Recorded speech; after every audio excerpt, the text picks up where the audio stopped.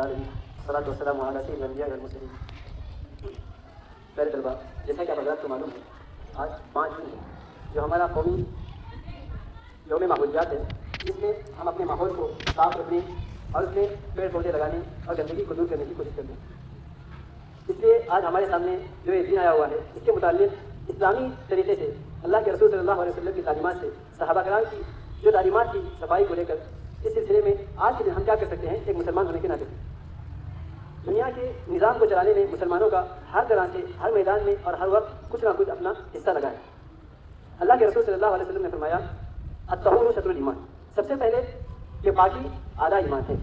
الطہور نصف الایمان، پاکی آدھا ایمان، دونوں حدیثیں آئی ہیں۔ اسی طرح اللہ کے رسول صلی اللہ علیہ وسلم نے فرمایا کہ راستے سے کوئی چیز ہٹانا تکلیف کا چیز، اس پر بھی صدقہ ملتا ہے۔ اماطۃ الاذی عن الطریق صدقۃ، کہ راستے میں کوئی گندگی پڑی ہوئی ہے، کوئی تکلیف کا چیز پڑی ہوئی ہے، اس کو ہٹانا، اس کو دور کرنا، یہ بھی صدقہ ہے۔ اگر ہر مسلمان یہ سوچے کہ میرے 2 ہاتھ ہیں، میں 2 ہاتھ سے 2 کچرا اٹھاؤں گا، تو کتنے مسلمان ہیں، کتنا دیش ہمارا صاف ہوگا۔ اس کے لیے ہمیں کسی خاص دین کا انتظار کرنا ضروری نہیں ہے۔ ہر دین ہمیں اللہ کے رسول نے فرمایا کہ انسان جب اپنے بدن کی صفائی کرتا ہے، 5 وقت کی نماز کی مثال دی اللہ کے رسول نے کہ کسی انسان کے گھر کے سامنے 5 نہریں پڑتی ہوں، 5 ندیاں پڑتی ہوں، اور ہر ندی میں وہ وضو کر کے جاتا ہو، نہا کر جاتا ہو، اپنے بدن کی صفائی کرتا ہو، تو اللہ کے رسول نے فرمایا کیا اس کے بدن پر کوئی گندگی باقی رہے گی؟ نہیں رہے گی۔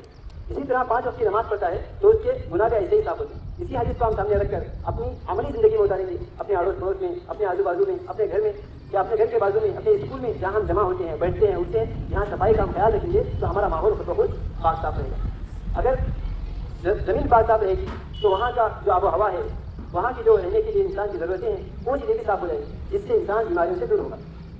اللہ کے رسول صلی اللہ علیہ وسلم نے فرمایا کہ کوئی آدمی کوئی درخت لگاتا ہے یا کوئی بیج بوتا ہے، اس میں سے اگر کوئی جاندار کھائے، پرندہ کھائے، انسان کھائے، جانور کھائے، جو بھی کھائے، اس لگانے والے کو صدقے کا ثواب ملتا ہے۔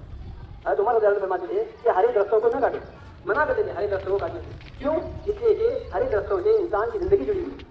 اگر درخت کاٹ دیے جائیں گے تو انسان کی جو سانس لیتے ہیں انسان، اس میں انسان کے لیے تکلیف پیدا ہو سکتی ہے، ماحول خراب ہو سکتا ہے، آلودگی پھیل سکتی ہے۔ اسی لیے آج کا یہ دن ہمیں یاد دلاتا ہے کہ جس طرح ہم آج کے دن کو سامنے رکھ کر صفائی کا خیال رکھتے ہیں، اسی طرح ہر دن ہم اپنی ذمہ داری سمجھ کر ایک ہندوستانی شہری ہونے کے ناطے سے اپنے ملک کو صفائی کرنا، ہر طرح سے پاک صاف رکھنا، دوسروں کے لیے آسانیاں پیدا کرنا، یہ ہمارا فریضہ ہے۔ اس کے لیے کسی خاص دن کی ہمیں ضرورت نہیں ہے۔